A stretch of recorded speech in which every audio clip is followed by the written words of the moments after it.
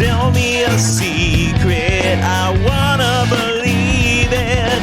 Something's wrong with the story you tell. You say you're at home, you say you're alone. You're not that kind, and I'm not that blind.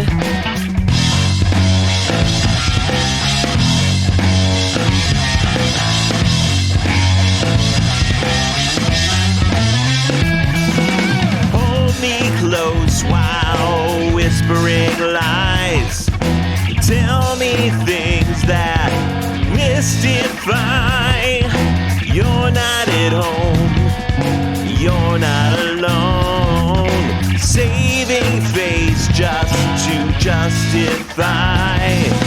Right on time, ready or not. Say you're mine, but it's never enough.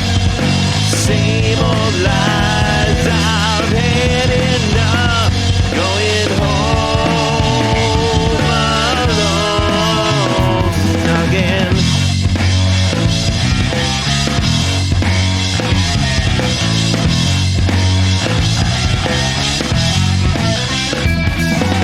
Tell me a secret, I wanna believe it. Something's wrong with the story you tell. Say you're at home, say you're alone. You're not that kind, and I'm not that blind. Right on time, ready or not. Say you're mine, but it's never enough. Same old lies, I've had enough.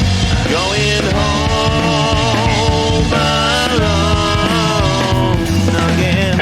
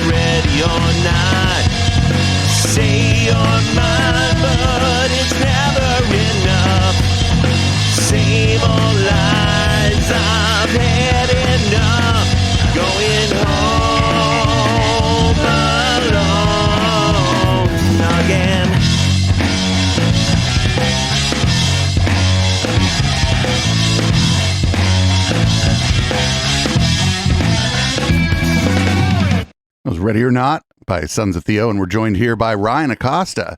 Ryan, one of our returning champions. You've been on the show remotely before, and always like to have you on because your audio's on point. Thank you. I have a pretty good setup, and even since the last time I was on, I actually really have improved my studio rig, so it sounds, in my opinion, it sounds even better. Good. We've moved the entire studio to a much larger space. I don't know if it sounds better or not, but it sure is. It sounds great. Sure is nice to have some room here. So, since the last time we had you on, I think you formed Sons of Theo. Yes. Well, so sort of. Yes and no. So the way that it initially came about, and there's an even longer story behind this. But basically, I ended up releasing the song that we just listened to under my name on streaming platforms. And then I woke up one night in the middle of the night and had this realization, you know what? I need to rebrand this under a band name or some sort of pseudonym. And I was laying there for a couple hours, and then I had this, idea just pop in my head for Sons of Theo. And like I said, there's a deeper meaning behind it and a longer history behind where it came from, which we can get into maybe a little bit later. But I just have to say, and for anyone who decides to rebrand or change their name on any kind of streaming platform, it is the biggest pain in the ass you can even imagine, because it takes a really long time, and you have to contact your distributor, whoever you're using to distribute your music to streaming platforms. And in some cases with Spotify, you have to actually contact them directly. Even though it's an automated system, they don't automatically just remove your old name. You have to actually start from scratch with a new artist profile, and it's just a headache.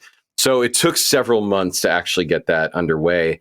But I'm really glad I did, because for one thing, the main reason that I decided to actually rebrand was simply that there are hundreds of Ryan Acostas out there. There are two pro athletes, one pro baseball player, one pro golfer. And then there's some character from a video game with my name. And I also kept getting messages on my Facebook music page from people in the Philippines saying, "Oh, my long lost cousin," and some weird shit like that. So I just got really tired of having to deal with that. And so I decided, you know what, it might be easier to market if I come up with some catchy name. And my thinking was, really the catchiest names are under 5 syllables. So usually, typically like 2 to 3 syllables is ideal. If you can do 4, that's, right in the pocket. So that's within that range. So Sons of Theo just made sense to me. And as far as the way it rolls off the tongue, and it's memorable.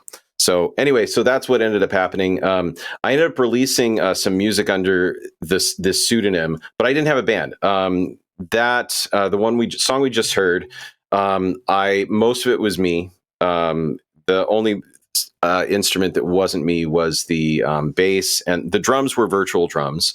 But the bass was done by my friend Paul Bautista, whose cousin is Evan Bautista, who's another local drummer. But we had done that remotely, when everyone was in lockdown, and I sat on it for about a year, and ended up releasing it under the name under my name, and then I re-released it under Sons of Theo, and then I released another song that I played everything on, called Old St. Jude, and I actually rendered that entirely in 96K. And it just sounds, there's more clarity, more fidelity. Some people argue with me that there's no difference between that and 44K, but you can hear a difference.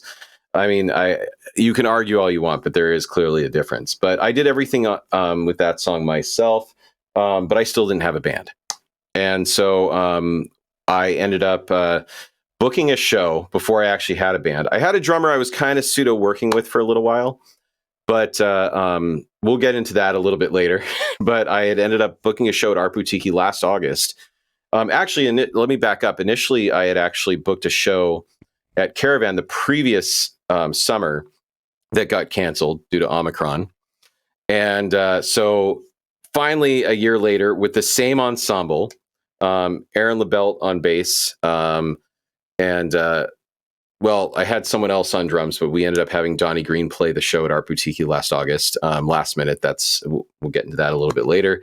And Juan Maserati on keys and Ryan Walker on harmonica. And they were just a filler band. It was just, they were just, backing me.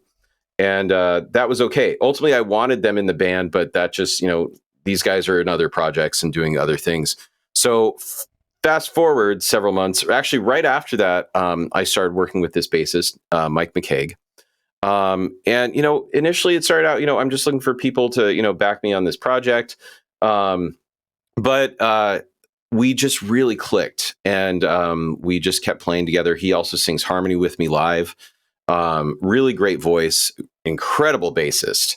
And he's, very seasoned musician, really, really good. And then he recommended his friend, Mark Foglia. They both actually play in the house band for the Jazz Jam at the Hayward Bistro, which is one of my favorite places to play. And I believe I heard you mention it on one of your other Local Love podcasts. So that's one of my favorite little places. The sound is not that great, but you know what? It's just got a really good vibe. Yeah, the food, the vibe, like the staff They there don't has have always food. been real good.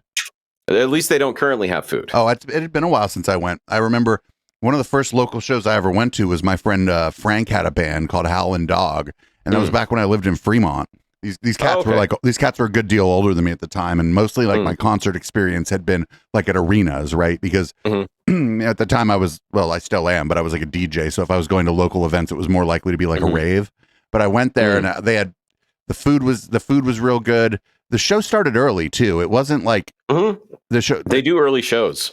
So I don't know if maybe I don't know what changed. Maybe they stopped doing food for whatever reason. I just remember the food being real good, the staff being great, and the vibe, awesome. the vibe being real good. And then me being young and stupid, I asked if I could put on a DJ event there, and the bartender laughed at me. So it's not the vibe, and they get a lot of locals. But the locals who hang out there are really cool. The last time Sons of Theo played there, which was I want to say, it was late March or mid-March. Yeah, I think it was like March 16th or something like that. And that was the first show with Mike and Mark that we played together after we had been rehearsing for about 6 months or so. Just when we had some time, and these guys are really great. Mark is an incredible musician. Both of them are a bit older than me, but they have a ton of experience, and both these guys can learn music like that. They both have background as being session musicians, so they're really superb. And we really gelled, and they're great. So it's been fun so far. Well, that's fantastic. That's fantastic. And we plan to record at some. I'm sorry to interrupt. Sorry. Go ahead. Oh, we plan to record even some of the songs that are already out. I'm planning on recording us as a band, with a live drummer, not virtual, and which is fine for the sake of just getting stuff done quickly. But there's just something about having like real drums, and it just can sound better in a mix if it's done right. So we're going to be re-recording some of the songs that are already out, put them on an EP, and we can get into that a little bit later probably. But anyway, go ahead. Yeah, you were mentioning shows. You're in the East Bay now. That kind of you're plugged into the San Jose scene, but it also opens up some opportunities to play a little more easily without so much travel at places like the Bistro, or more importantly, Oakland, Berkeley. Have you guys? Have you been putting your feelers out in the Oakland kind of Berkeley area? I've been putting my feelers out there to play more East Bay places. It's been, and it had been a while since I really had been into hardcore booking. When I was in Divided by Seven, I did all of our booking, and I really had it down. And also going back several years, this is like almost a decade ago, I was, I don't know if you remember, I was booking shows at JJ's Blues because the owner wanted me to do rock shows instead of just, traditional blues shows. So I got really good insight into how to do booking and how to approach venues,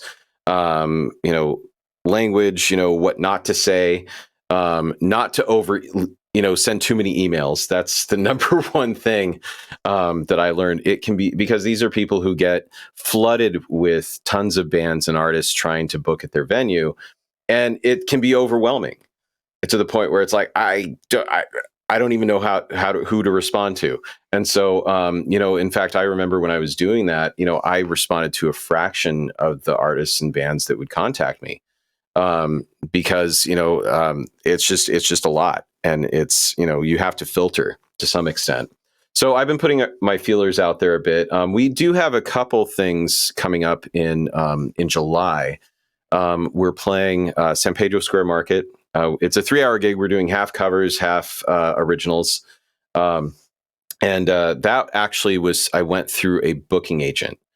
I had gotten his name from, I don't know where, but I was able to contact him, and that it took a little bit to try to get that set up, but we were able to finally get that set up for July 3rd. So that should be really fun. And then we're playing Winter's Tavern July 21st. And that's going to be an interesting gig because, again, it's an earlier show. Because we'd never played there before, they wanted to book us doing half covers, half originals from 4 to 7. Like they call it their happy hour crowd.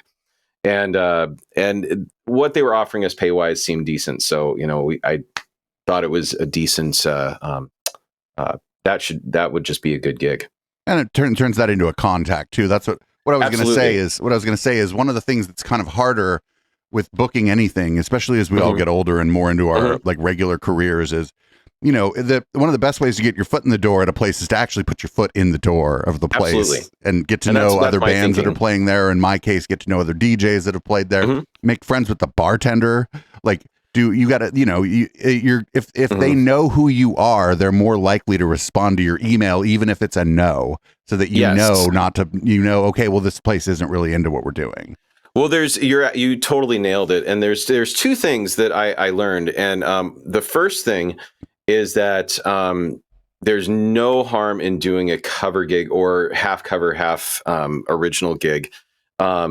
When you have a new-ish project, even if people know who you are, if it's under a new name, new band, whatever, I think it would behoove any artist to actually start out getting their foot in the door in a venue just by saying, we'll play 3 hours, just covers.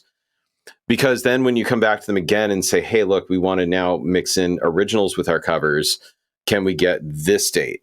And if they like you and you actually got a pretty decent response, they're more likely to actually book you again. And that at that point, people in that region, if it's not your local area, they'll at least know who you are. So that's the first thing. The second thing is something that I actually learned. I don't know if you remember the band Sit Kitty Sit from San Francisco. Sounds familiar, but I mean, I did a bunch of shows with them quite a long time ago now, but we became really good friends. We played a bunch of shows together. I booked them at JJ's a few times, and we played some other shows at other venues together. But I had asked Kat Downs, the singer and pianist from Sit Kitty Sit, about booking, because they had done some extensive touring, and this is a while ago, that when I was booking with Divided by Seven, I wanted to pick her brain, okay, I haven't really gotten many responses from some of these venues. What insight can you give me? And one of the first thing that she said 100% was, okay, before you even email them or call them, anything, go to their site. If they have a website, look at their calendar and see if they already have an opener for, a show that maybe it's a band that would be a good fit for your band. And hit them up and say, hey, this is my press kit. My band would be a great fit for opening for this band. Do you already have an opener? If not, do you think we could open for them? And that actually landed Divided by Seven opening for Metalachi at Moe's Alley in Santa Cruz. And that was their second night. And both nights were sold out. So that was a really good crowd. I want to say it was, and it's not a big place, but it's also not tiny. So I think it was about like 500, which is pretty good. It was wall to wall. It was awesome. So that was the best advice I ever received. Now, I haven't really done that for us yet, because I'm still trying to put our feelers out there and really just get, some shows under our belt. Well, cool. What place would you like to play most in the East Bay? Like, obviously we're gonna leave like Henry J. Kaiser Arena out of this, because that's an arena. Like, where are the small places that you'd like to see Sons of Theo like be able to hit up? Oh, that's a good question. I would love to play the Fox Theater in Oakland, but that's again, that's highly unlikely. No, yeah, that's highly unlikely. That's a good question. I haven't really thought about it. I haven't really felt out, a lot of places in the East Bay too much. I sent our press kit to the Golden Bull. Haven't heard back, but I probably, didn't really present myself in a way that probably would get us noticed. So that's the first thing. There's this little place that's actually not too far from where I live right now. It's called Mojo Lounge. I don't know if you're familiar with it. It's in Fremont. My parents live walking distance from that place. I just love to play there. It's not a super nice place, but it would just be kind of a fun little place to play. I like playing small places like that. They're intimate, and it also, you get to know a lot of the locals. Yeah, you might run into a lot of people I went to high school with if you if you go there. Not that they'd know that you know me, but yeah, I've been to that. I've been going to that place since I was 21. It's been there a very long time. Mm-hmm. There was another place. I don't know if I know it reopened under a different name, and I can't remember what it was. There was this place called the Nightlight. I don't know if you remember it in Oakland. Oh, it was an upstairs venue. There's a bar downstairs, but there's like a separate door to get into the upstairs venue. Yeah, I can't say that I remember it. There's several places like that though. As I recall, they actually reopened under a different branding. So, but I don't know. I haven't really looked into it a whole lot.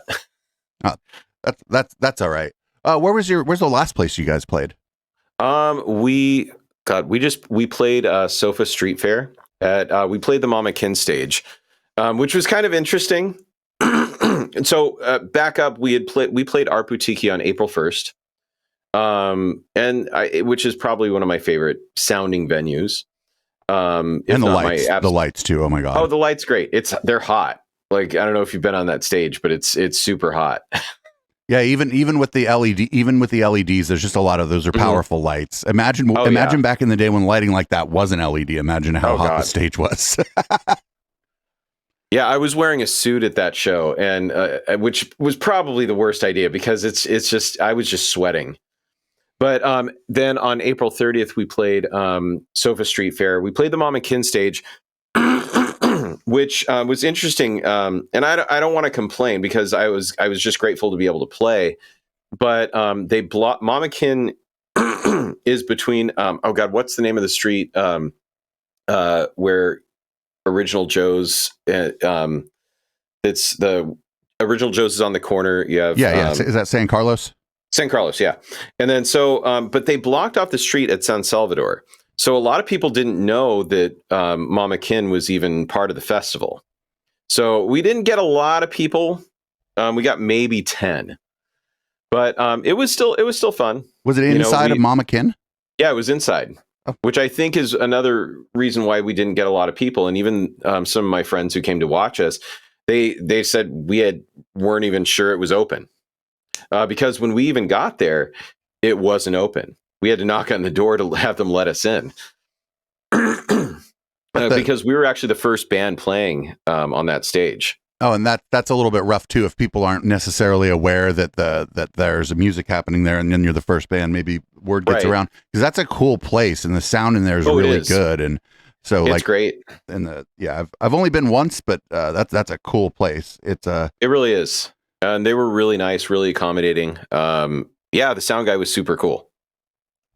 Well, that's great. Yeah, we did make a good contact. Yeah, we haven't done anything with Sofa in a while, but maybe that's a tale for another day. Yeah. Like I said, I was grateful to play. This was my third time playing Sofa. Divided by 7 played at the Miami Beach Club stage. I'm trying to think, maybe 2017, 2018, maybe 2017, something like that. That year, was Shark in the Water on the billing with you that year? Oh God, no. You know what? That might have been 2018. In the fall, I want to say. I honestly, anyway. it's. But who was it that played? El Guapo went before us. So did O'Craven. And and I want to say Black Cat Path. I'm surprised I even remember this. There was one other band after them, and then it was Dress the Dead who closed that stage. And I think all of us who played the stage, who hung out for the rest of the show, just said, "Man, I'm glad I wasn't the band to go on right before them." And they were just. They were so great, by the way, that Pierre opens up that space for Sofa, even though that's not what that space generally does. You know what I'm saying? Because he's got the most popular Latin club possibly in the Bay Area there, and he just opens it up for Sofa. Good. That's great. And Pierre, from the very first time I started getting involved in the music scene here, both my favorite people to work with have been Pierre and Drew. They've always been really nice to me. Because I met them initially through my cousin Tony, and I don't know if my cousin, he goes by Tony Two Tone, He used to be the head booker at the Gilman in Berkeley, and he did a lot of shows there. He was there for about 10 years. And so he's the one who so I met Pierre and Drew through my cousin, because he did a few shows there. He was also in a band. Oh God, what was the name of his band? I'm totally blanking on this right now. He's going to totally kill me when he sees this. But Jokes for Feelings, that was the name of his band. They had done a show with Sweet Haya there when Sweet Haya was just starting out. And he had also booked them at the Gilman. So because of that connection, they've always treated me really well. The first time I met Drew is I met Drew and Pierre that night. I was playing an after party for like an anime con. I'd just gotten booked by the promoter, right? So the person before me was playing, I don't know if you know what kind of chip tunes are.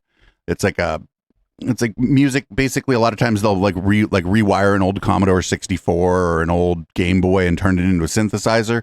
That's awesome. It sounds cool, right? But there's no bass. And so it's fine, whatever. It's just a different kind of music, right? Mm-hmm. And I was in that red room, and so I went up there, and I was like, I don't know what's going on here. So I plugged in my equipment, and I was going to play breaks, and I hit the fucking play button, and my vision went blurry.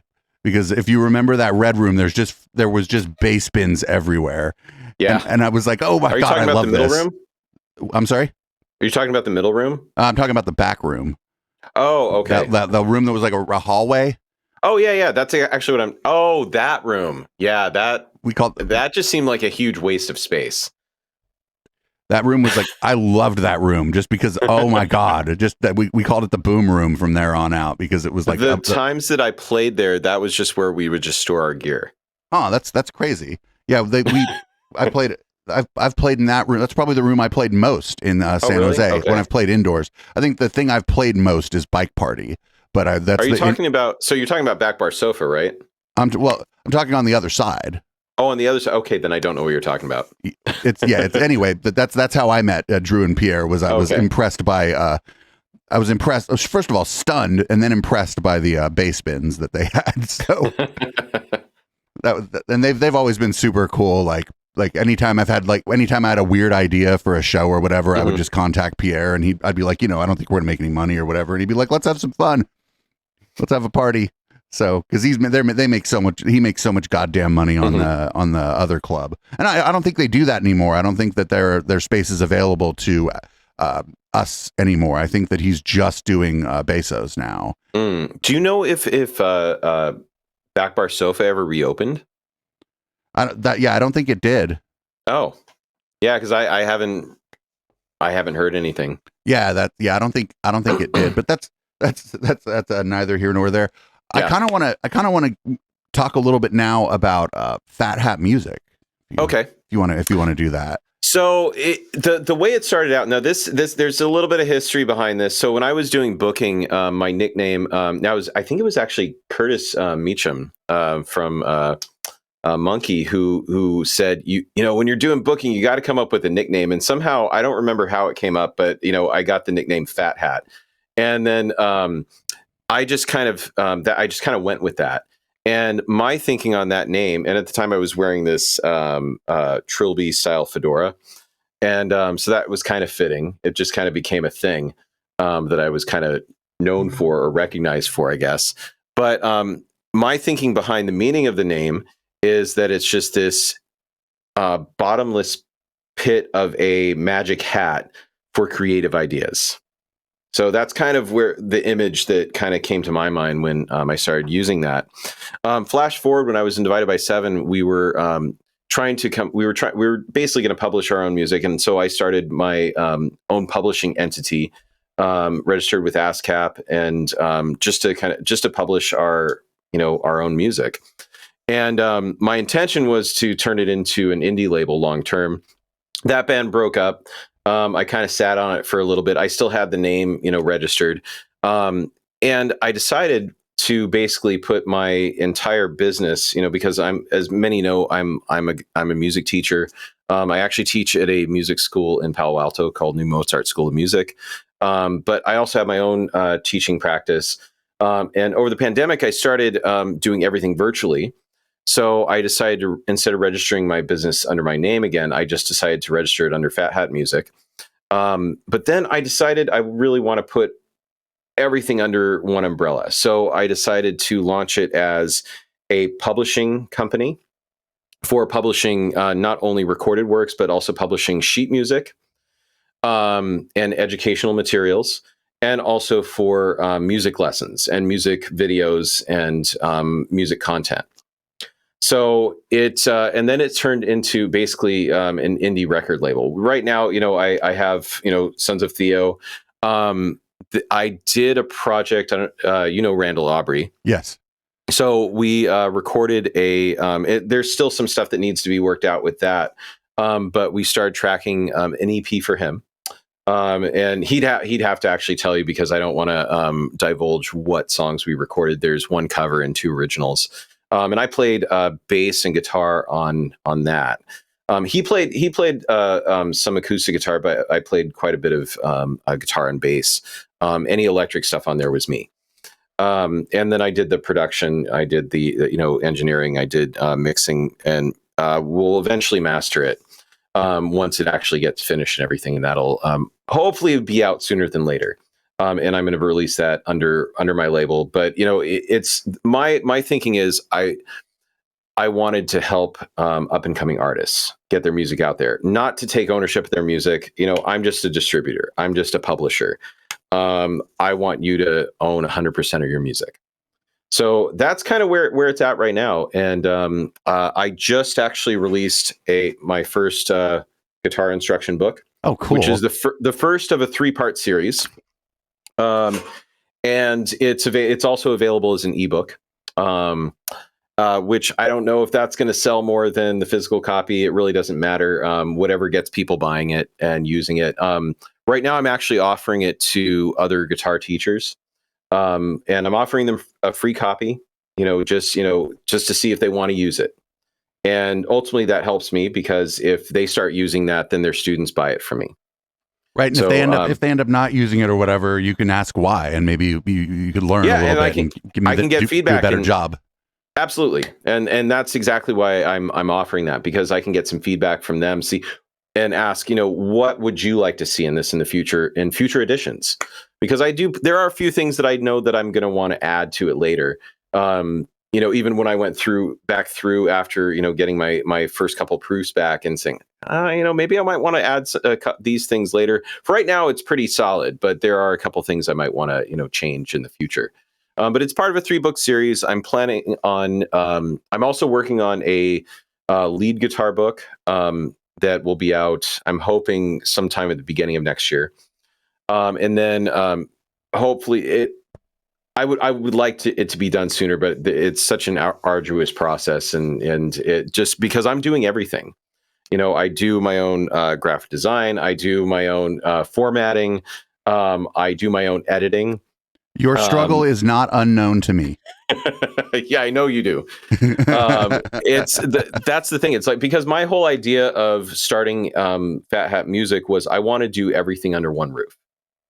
Rather than outsourcing to someone else, I want it to be my own thing. I'm even my album art, I'm doing all of that.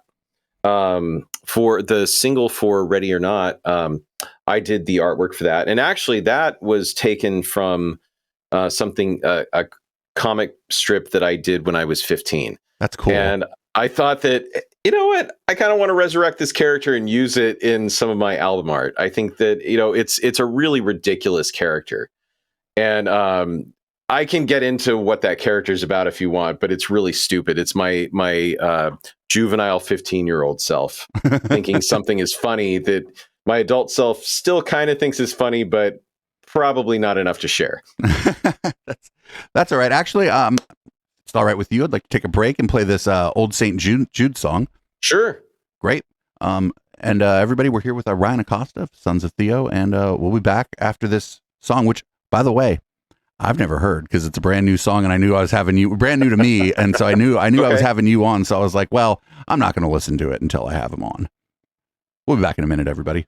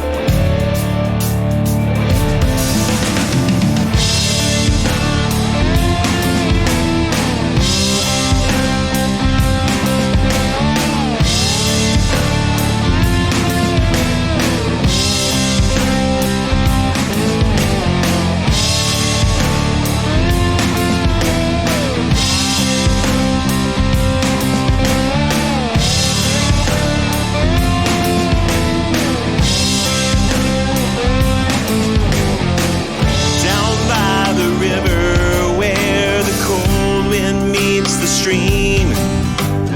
Take me to another life made of golden dreams.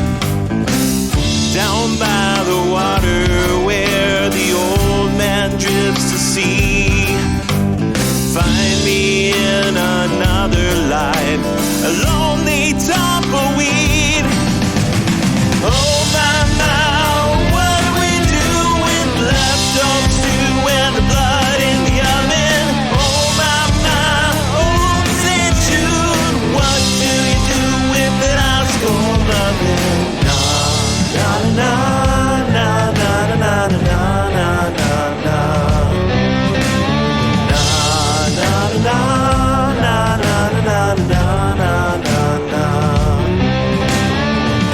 Down by the track lies an old man on his back.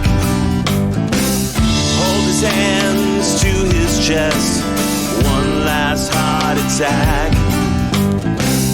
Train is rolling down, so thundering and loud. Hold your hands to your ears and shout this final sound. Oh my, what do we do with leftover stew and blood in the oven? Oh my, old St. Jude, what do you do with that ice cold loving? Na na na na na na na na na na na.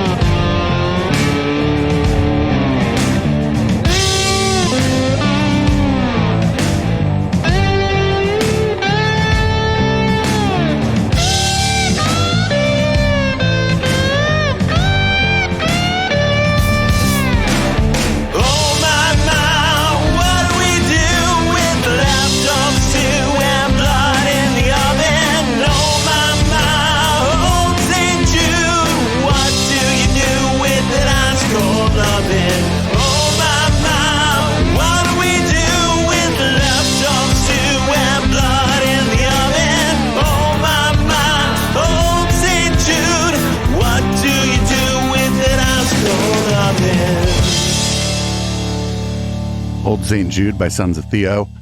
So either that song was more suited to you vocally, or you have grown as a vocalist.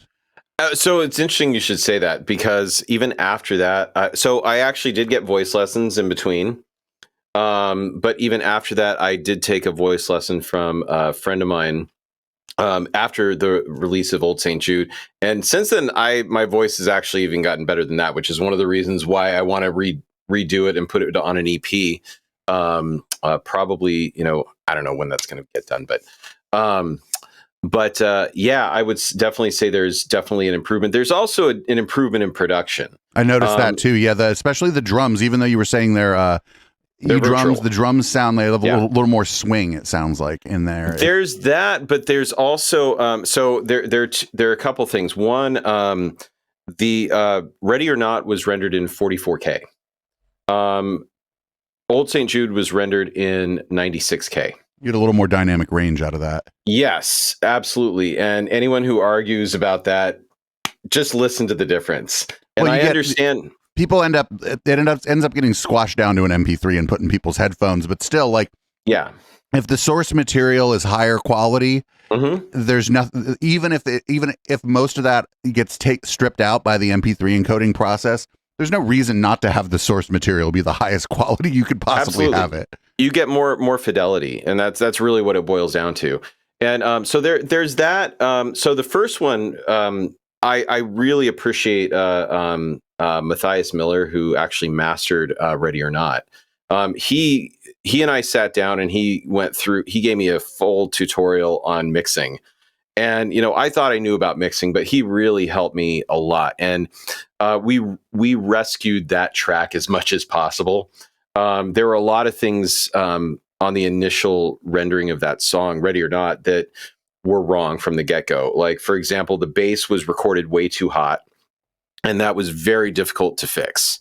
So, you know, and so I thought by taking out a lot more low end, I would fix that, but that really didn't save it. So never take out the bottom end of your song. Right. And so, so he helped me with that. He ended up mastering it and for free. And I have to give him that. He really, I really appreciate, he just liked the song and liked my playing, I guess. So, and you know, when we talked about possibly me doing a little bit of a quid pro quo and doing some album art for his music project in the future as well, because he liked some of my art. So he said, well, maybe, you know, in the future, if you want to do an album cover for us, then that would be great. So I actually took notes during those sessions, and I have, you know, tons of notebooks full of notes about, you know, just basic mixing and how to mix reverb, how to EQ reverb, things like that, things that I thought I knew. But, you know, a lot of that was just me being a hack of all trades, I guess, where, you know, I kind of guessed, you know, by ear, you know, most of my previous mixing projects. And with this, I took some serious notes. With Old St. Jude, I applied all of that knowledge that I got from him. And now, am I doing his knowledge justice? I hope to some extent. You know, I learned a few other things, you know, about layering vocals through that. But I did a lot of layering of vocals, a lot of layering of guitars. And just to get a really good panoramic scope, I sang all of the vocals, even the really high falsetto stuff and all the really low bass stuff. And so, yeah, it came out pretty well. And the crazy story about that is, I think it was like Monday morning, I sat down and came up with the initial idea for the song. The next day, finished writing the lyrics. The next morning, but this is all before I go to teach, you know, my teaching job. And I started tracking, you know, the virtual drums. I basically road mapped out the basic structure with the virtual drums and programmed all that and had it from beginning to end. I had a sense in my head as far as what it was going to sound like and as far as the dynamics and everything. And then I laid down the bass. And that was one of the things that Matthias actually told me is, you know, start with, and I think he was quoting Peter Gabriel and saying that Peter Gabriel actually starts with bass, drums, and vocals before even adding guitar or anything else. And if the song doesn't stand on its own without those three elements, then scrap it. And so I started out with basically just tracking bass, drums, vocals. And then I started adding guitar. And even then, the guitar is very low in the mix, believe it or not. And I think that the one thing that I learned in this whole process is that most people who are guitar players doing mixing put the guitars too loud. And and you can barely hear the drums and the bass. And so, but really the bass, drums, vocals need to be in the forefront more than anything else. If you listen to most rock and pop music, bass, drums, vocals are the most prominent things in the mix. And well, I'm sure you would probably agree with this. The bass and the drums primarily, because that's what'll make your car shake. Like, yeah, absolutely. Like, and people like that, you know. And that's really what I did with this. And if you listen to it, the bass and the drums are very prominent in the mix. But the main thing is just subtractive EQ and making sure that, you know, there's no conflicting, you know, frequencies. And so that's what I really learned from that whole experience, is getting everything as clear as possible. Rendering it a higher resolution also helps, but also subtracting all of those frequencies that are clashing with each other. Right. You don't want to you don't want the guitar muddying up where the bass is supposed to be, just because just because the guitar does happen to put off some bass tones. You can't pull it all out because the guitar ends up sounding tinny. But you know, right. Yeah. I mean, I tried to write dance music for a long time, so I know exactly what you're talking about. Where you want this, you want this kind of wall of sound at least on the portions where that's appropriate. And yeah, you have to be leaning on the EQ, and that's not adding. You have taking things out makes it sound fatter. Oh, absolutely. And also with the vocals too, like just double tracking vocals. I do like oftentimes I'll do harmonies, but I'll also do an octave up and octave down. But sometimes very low in the mix, because you don't want it to be you don't want it to overpower the main vocal. It's just there to kind of add this range in the tonals, in the sonic spectrum, frequency wise. We might even just call it some flavor. Yeah.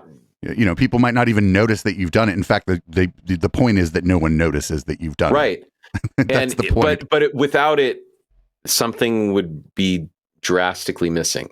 Right. And that's just because there's a big difference between like a live show and a studio recording. Whereas a live show, you don't need to triple up your vocals because there's the energy of the crowd. Everything's kind of cranked up, and you're not trying to record your album when you do a live show. So, and we're a trio, so which is probably my favorite band arrangement. I really like to play it as a trio. I like being able to do at least 2, if not 3-part harmonies vocally. And the way I play guitar, I like to fill a lot of space. And, there's no need for another guitar if I can do everything myself while singing. And so far I've been able to pull it off. So there's some things that, are a little bit harder to pull off, while I'm singing, but I just practice it and try to, do it to the best of my ability live. And so far it's been going pretty well. And we did one thing I want to add with this song: the way that it sounds on the track is very different than how we play it live. And the first show that I played under Sons of Theo with the fill-in band, we didn't even do it close to that. It sounded more like a Tom Petty song, which is not how I envisioned the song at all. The way we do it live as a trio, it's more chugging, and it sounds very Black Sabbath. And which is how I initially envisioned it in the first place. But I really wanted to give it the recording more dynamic range by adding the acoustic guitars. And even then I layered the acoustic guitars, did alternate chord voicings to pan it in stereo. So it had a bigger sound basically. And it almost sounds like a 12-string at a couple spots. Great. And before I wanted to talk a little bit about how the pandemic actually gave a lot of people a bit of a push to learn more. And then during the post game, I actually want to talk about the San Jose music scene. I always put that stuff in the post game because people end up, maybe not always for public consumption. So I can just speak for myself here. During the pandemic, I basically quit my day job and decided that I was going to suffer to do what I had to do. I kept a couple clients, and now I'm, doing Echoplex more or less full time. I have a couple clients that I really like to work for and don't want to leave them high and dry. Did the pandemic also provide a push for you as far as Fat Hat music goes? Oh, absolutely. And that, because before I was, teaching at the school in Palo Alto, and and I was there, a few days during the week. And then I also had my students who actually pre-pandemic, my students in the East Bay, I was renting a studio. I was subletting a studio from another teacher who was also, renting from this. It was kind of a rehearsal space / teaching space / recording studio. And I don't want to name the studio because there's a whole bunch of stuff that happened with that I don't want to get into. But basically, so I was renting that, and I was even paying rent on the space while we were in lockdown. And that went on for several months. And I just basically went to the guy who was subletting from me and said, hey, I'm paying for this and I don't know when we're going to come out of this. It really seems stupid for me to keep paying for this space that I'm not even using. And so that kind of pushed me. So, and at that point, this is before my wife and I got married. We actually were renting a house in Newark, and then we moved to Union City. And we got a much bigger house, and I was able to put together. So my studio in Newark was actually in this kind of slightly finished part of the garage. And then we moved here, and we actually had we had tons of extra room. And so I was able to turn this room into my studio. I was able to do some acoustical treatment. I was able to expand my rack setup with my mic pre's, and just make it a little bit more streamlined. And for me, it really pushed me to actually think about, okay, if we don't come out of this, and let's say I need to, and the school, something happens to the school gig, I really want to come up with something that, will be equitable long term and be profitable, something that, I could even earn, passive income from. And so I had this idea that what if, like, long term, I have, a subscription based, online platform where people can sign up and get, they can, take, they have unlimited access to video tutorials and sheet music. I'm still a ways off from doing that specifically, but it still pushed me to kind of consider what are my options. And, and my wife kept pushing me to finish I had like at least 4 or 5 books that I was working on simultaneously because, as we talked about even the last time I was on here, I tend to take on a billion different projects at once, and that's kind of the idea of Fat Hat is like just this, this bottomless pit of creative ideas. It's like I constantly have all these ideas that I want to do and I'll start them, but then it takes me forever to finish any of them. And so, so she pushed me, just finish one, just, commit to it and finish it. And so, that's kind of, so that's part of, it was part pandemic, part, having a partner who actually pushes you to complete something too, which is a good thing. In my case, it's good for me. Well, that's great. Yeah, there's everybody that we've talked to. Well, there are bands that we talked to that they were like, hey, we're just none of us are very technologically. Uh-oh. What's happening? What do you mean? Oh, YouTube started to launch for some reason. Oh. Uh-oh. My monitor is doing something weird. Hold on 1 second, man. Yep. Uh-oh. Okay, hold on 1 second. There's a device that's connected to my thing. Hold on. There's some weird stuff happening. It's funny. As soon as I mentioned technology, your computer went on the fritz. Hold on. Is there any way to just hold on 1 second? Yeah, sure. Okay, hold on.